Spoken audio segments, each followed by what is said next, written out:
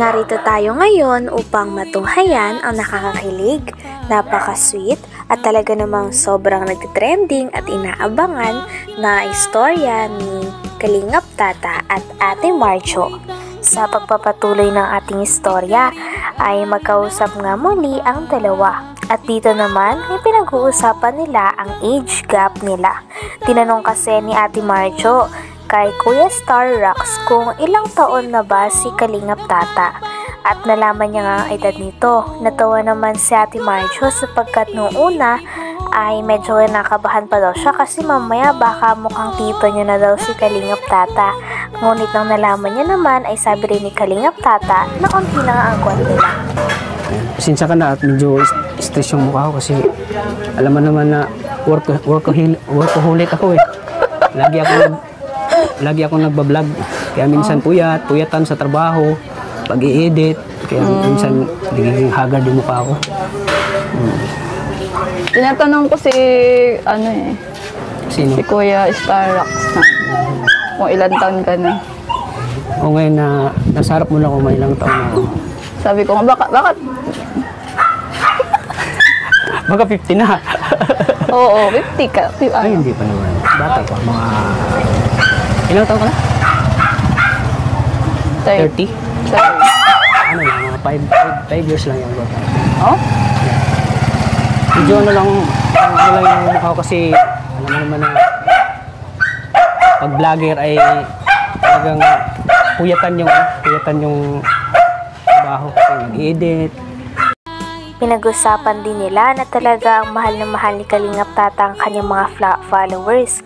Kaya naman nung nag-request ito na magkaroon sila ng tambalan ni Ate Marjo na tatawaging Marta ay hindi niya talaga binigo ang kanyang mga fans.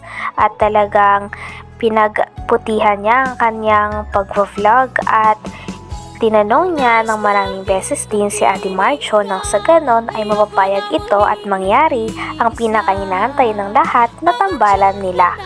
Pero, wala bang naniligaw sa'yo? Ha? Wala bang naniligaw sa'yo? Meron naman, syempre. Siyempre maganda eh. Parang tao na hindi ka magustuhan kasi ang ganda mo eh. Oh, pero bakit ha? Ang dami mo namang bakit? Bakit ano? Bakit ano? Puro Bakit puro ano? Hindi, sige na, next Ang dami kasi, kaya pumunta dito kasi ang dami kasing mga mga request ng mga viewers na bibistahin talaga dito, kukontahin. Siyempre, bilang isang vlogger at maraming followers na rin ako. Siguro nasa mga 200k na yung followers. Maraming nagsusupport sa ating Hindi pa nagawa yung natin, maraming nagsusupport.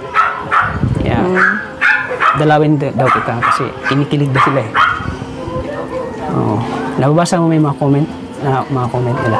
Oo. Pero hindi Marjorie. Ano? Marjoret kasi ako. Marjoret? Oh. Marjoret. Marjoret.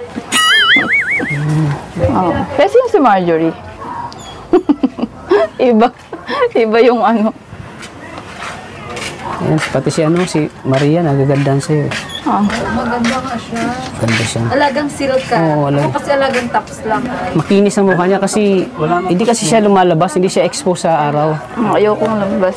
Andito lang siya lagi sa tindahan. Sawa na ako sa labas. Kaya grabe yung mukha niya, napakakinis po mga Kalingap. Habang nag-uusap ang dalawa, ay parang kinikilig nga si Kalingap Tata at kinakabahan pa rin. Kaya naman para kumalma din sila ay tinatanong muna ni Kalingap Tata ang tungkol sa araw ni Ate Marjo at kung lagi lang daw ba siyang nasa tindahan. Sabi naman ni Ate Marjo ay oo, lagi lang daw siya nasa tindahan sapagkat ito din daw ang business ng kanilang pamilya. Grabe, at habang patagal nga ng patagal para nagkakatitigan na nga ng madalas Kalingap Tata at Ate Marjo. Kaya naman lalo rin kinikilig ang mga manonood.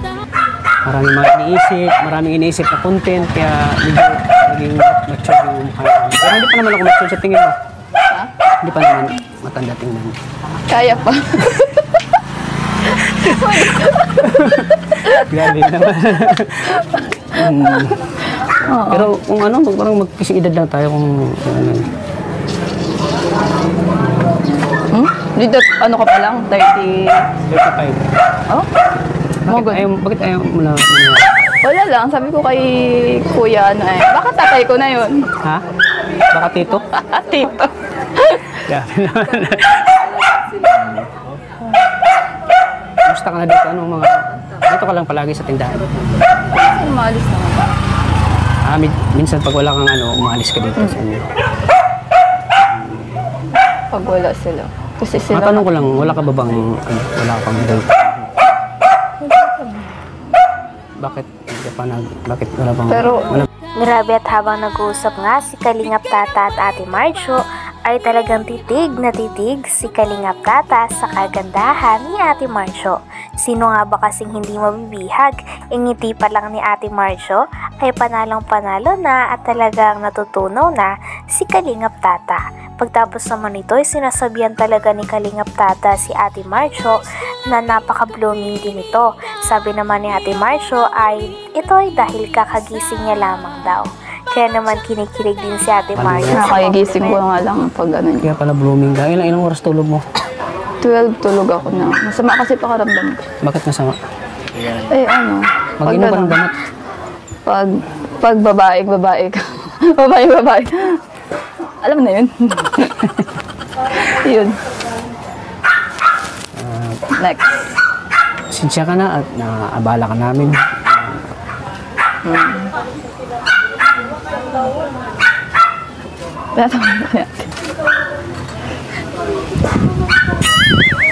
Wala na akong masabi. Talagang... Sinsya ka na doon sa mga ano, sa mga kasamahan ko na mga makukulit. Yan talaga pag nagsama, isang kulitan, butit na ano ka. Butit maganda ang mood mo doon. Oo. Sabi ko nga, pag di maganda mood ko, sorry. Sabi ko kay kuya, ano? Starax. Butit nakisabay ka doon sa ano, nakisabay ka sa mga joke-joke namin. Hindi ko naman nga alam na ano, may pupunta kayo nga. Pero alam mo na kalingap, mga kalingap kami. Hindi nga talaga. Hindi mo alam? Hindi ganun ka. Kasi ang kilala ko lang talaga si kuya. Grabe, at patagal ng patagal ay parang mas nagiging close at mas nagiging casual na nga ang pag-uusap ni Kalingap Tata at Ate Marjo. Grabe, at simula nga lumabas si Ate Marjo ay parang hindi na talaga bumaba ang mga ngiti sa labi nito. Talagang nahuhulihan din sa akto ng kamera na nakatingin at nakatitig lang si Ate Marjo kay Kalingap Tata. Nako-fall na rin kaya siya kay Kalingap Tata? At pagkatapos naman ito ay talagang napasarap ang kanilang pag-uusap at napakatagal nga rin ang kanilang pag-uusap dahil napakatagal rin nilang inantay na makapagkita. Talaga si kuya. Anong reaction mo na, siyempre, nagkatuwaan na kami dito, na ikaw yung ano namin. Anong reaction mo doon? Pero hindi ka ba natakot sa amin? Hindi ka ba natakot? Hindi naman. Kasi first time mo makita kami, tapos, ano ka kagad sa akin, nakikisabay ka kagad. Naalala ko si anong natatawa ako kay kuya. Si Juan? Oo, dun. Oo, Kaya sumabay ako. Kasi natatawa ako sa kanya. Kay Juan ka natatawa talaga na gusto. Parang ginagaya na yung ano no, yung kumbaga yung parang tawag doon. Ano, kalimutan ko na. Ano tawag doon, bro? Kamukha ni Sander daw. Ha? Thunderboard. Kamukha ni Sanderford, oo. Kamukha ni Sanderford. Tamang ano, doon ako tumawa nung sinabi mo na kamukha ni Sanderford eh. Doon ako tawang ng tawa, bro. Yung kamukha ni Sanderford. So, baka Sanderford na hindi pa narituke. Grabe, tuwang-tuwa ako doon.